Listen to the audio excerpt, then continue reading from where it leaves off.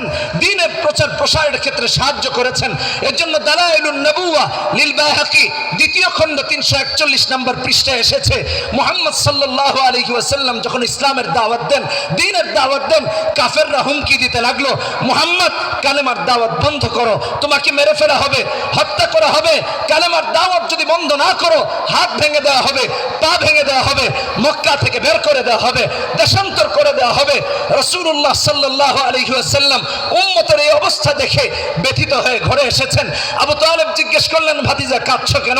তোমার তো মাও নেই, তোমার তো বাবাও নেই, তোমার চোখে পানি দেখলে তো আমার কষ্ট হয়, কেন কাঁদছো বলো? নবীজি বললেন, চাচা যান, যে উম্মতকে জাহান্নাম থেকে বাঁচানোর জন্য কালেমার দাওয়াত দেই, সেই উম্মত তাদের নবীকে হত্যা করে জাহান্নামে হওয়ার প্রতিযোগিতা করে। ওরা কালেমার দাওয়াত তো গ্রহণ করে না, উল্টো বলছে আমার হাত ভেঙে দিবে, পা ভেঙে দিবে, মক্কা থেকে বের করে দিবে, আমাকে হত্যা করবে।